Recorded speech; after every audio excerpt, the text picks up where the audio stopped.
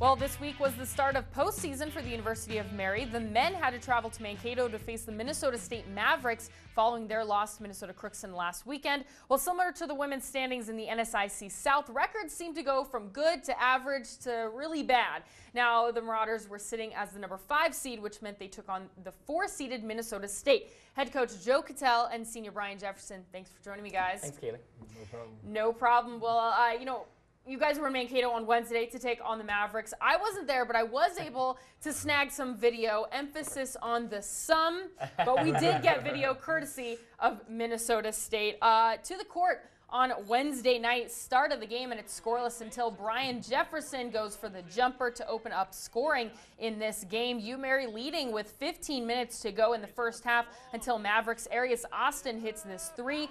Minnesota State up top by 1. Time winding down in the first half. DeMonte Henry going underneath the basket with the pass to Ricky Suggs. This is no good. Jefferson is there for the putback one-handed slam. We'll take another look at this one because, when you're at a basketball game, I think fans always get more joy out of it when you're dunking. Seconds remaining in the first half, and at the buzzer beater, Minnesota State's Charlie Brown from mid-range. UMary trails the Mavericks 46-33 at half. Second half action, and Isaac Lindquist with the easy open 3. Minnesota State wins this one 87-78 on Wednesday night. Coach, talk about how the guys played in the first half of this game. I thought we were a little tight, but we played well. It just, when you're on the road in the playoffs against a good team like Mankato, they came out and shot it really well, and they played really, really well. And, defensively, we made a lot of mistakes, and there's some things we could have done better, but when you're playing a good team on the road in the playoffs, there's a reason you're on the road. And so it was an unfortunate situation where we ran into a team that was starting to feel, confident, and they really shot the ball well. I think they had like 7 threes in the first half, and they're a team that only makes about 6-7 a game. So they were really hot from the first half. And then they just, the second half, I think we ended up winning the second half by 3 or 4. But it was just one of those things that they came out ready to play, and we didn't match the punch right away. But I wouldn't say we played terrible. I think we just got caught in a storm we couldn't handle. Brian, I know that before, going into this game, you guys were kind of upset knowing that you had to play on the road. At the half, when you guys were in the locker room, was it words of encouragement? Was it pumping up? Was it frustration? What was going on with you guys? I think at first, when you look at the score going into halftime, it's not what you want, especially on the road. So a little bit of frustration heading into the locker room, but then quickly, we have a lot of seniors on the team, so we quickly follow that up with words of encouragement to try to get back out there and have a good second half. Coach, back on the court, talk about second half. Yeah, we talked about how the week before we were down 14 to Bemidji and came back and won. We talked about how we did it at Northern State. A few times this year we've been able to come back from those deficits. But again, Brian played probably one of his better games he's played as a Marauder. He had 30 and 10 and really played well, and we just couldn't, we got him the ball 20 times for shots, and we probably could have got him 40 times, but it was just every time that we made a big play, like, those threes you saw Isaac hit right away, I think he hit back-to-back threes, they just countered with ones of their own. So they just weren't a team that was going to, give up that lead, and you expect that out of a team with a bunch of seniors and that is very talented like Mankato. So I tip our hats to them. I think our guys were prepared. I think they wanted to win. I don't think we quit. It was just a situation that you get caught on the road, and it makes it a lot harder to get that W.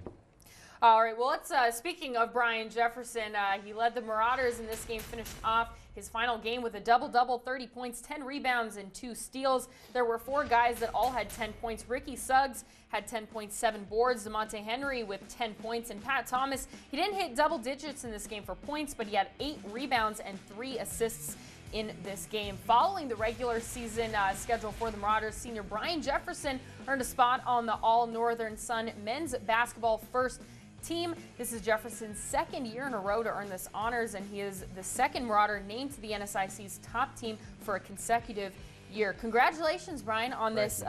What does this really mean to you? This conference is very good, very competitive. I've known that since I came in as a freshman, seeing all the good players in here. And at that point in time, we weren't that good, but it's always been like a goal of mine. So to get it last year, that was pretty good for me, but it's just a blessing to get it twice in a row. So just thankful for my teammates and my coaches for putting me in this position. And you don't hear that every day for sure. How, talk about these 4 years playing for the University of Mary. These 4 years definitely helped me grow into a better person and a player. Coming here as a freshman, I didn't know what to think, and it was something that I was uncomfortable with at first because I wasn't really playing that much. But over time, I think I grew the right way. I did what I had to do on and off the court, and having those rough seasons at first helped me, I think, these past 2 years. So I knew what to expect. Playing the good teams, the bad teams, teams in the middle, just bring it your all every game. So I think that's what helped me the past 2 years. Coach, this 2016-2017 season is over. It came and went so fast. Oh, my goodness. January, man, it's a slide. It really, seriously. How would you describe this year for you as a coach?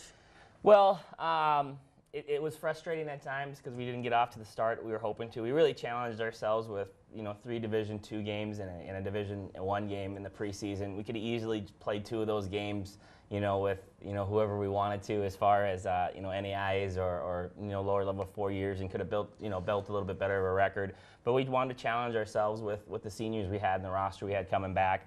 There's some stuff that I wish I could do over again as far as just getting us prepared for the start of the season. But big picture, our team the last 2 years went 31-29, and we set a new standard for our program. We got to 3rd last year, we got to 4th this year, lost the tiebreaker obviously, but at the end of the day we still got to 4th, and 22 conference wins in the last 2 years. The 4 years prior to these last 2, we only won 28 games. And so to get 31-2 and to start, building expectations, and that was the biggest thing when I took over, is I wanted people to expect us to win. I wanted people to expect us to be good. And now, we had a 12-win year, so now I don't want to expect it as much because, people are asking what happened. But, I like that. I want that challenge. I want our program to have high expectations for themselves, and I want people around us to have those same expectations. So it's sad to see these 16 years go. They've meant a lot to us. The 3 that have been here all 4 years and the 3 we brought in 2 years ago, each one are very special to me and will always be very special to our program. Definitely Brian as just as far as a player, but he's a better person. And so we're really excited about, their futures. We're excited about what we have coming into. It was a challenge to balance some classes and to do some things the last 2 years, and now we have some freshmen that got to sit out of the redshirt year. We had 4 guys returning that letter winners this year. And then we'll have, a couple transfers and stuff playing as well. So we're excited about where we're at. We know it's not going to be easy replacing Brian and DeMonte and Rick and some of those guys, but we're excited for the challenge and we're happy where we're at right now. Well, speaking of the seniors, this year's men's squad consisted of 6 of them, a few juniors and some freshmen. It seems like this team was more like a group of brothers, Brian. Yeah, definitely. I definitely enjoyed every single person on the team. Being with the seniors the past couple of years and being with Isaac and DeMonte these past 4 years, we just built great relationships. And even with the freshmen and new players this year, I think that we all just enjoy being around each other. So that made the bad days that came along with this season so much better, just to be there with them and go through it with them. Yeah, that was the one thing I'm extremely proud of. This team never quit. This team never folded in their cards and gave up. I mean, we went on a nice winning streak there at the end to give ourselves a chance. Didn't go our way, but at least we were battling at the end instead of just waiting for the season to end. So I'm extremely proud of that effort, and it's something that we can build on going into next year and going into the spring. And as those 6 seniors, move out, then more move on in. We look ahead of the future with all the freshmen and everything else. I think the future will be bright for all of you. Those are just some of the juniors that are on the team, but then 5 freshmen, not including the signees. I think you'll get a stacked team. Yeah, with those, 3 of those guys are seniors. Kubank will end up being a junior because he redshirted this year, and then Evan Anderson, who also redshirted this year, and Jalen will both be sophomores. And then, we have a nice, Matt Krecklo and Connor Hellebus have really had a nice redshirt year. We expect some good things out of them, and then, we did sign 4 this spring, and we're not done yet. There'll be 1 or 2 transfers that we bring in this spring that we think that can help us. We got to replace a lot of scoring. I mean, we got to replace Brian, DeMonte, Isaac, and Ricky were our top 4 scorers, and so we got to find some guys that can go create their own shot a little bit and not throw as much pressure on all these, even all the new guys that we are, because I'm not interested in making excuses that we're playing young guys next year. We're going to try to go out and win as many games as we can, and we're not in the excuses business, so we need to go get some guys that can help us win. Well, I have a good feeling that will be on its way. You know, wish us luck, 'cause that's what I'm going to do here tomorrow.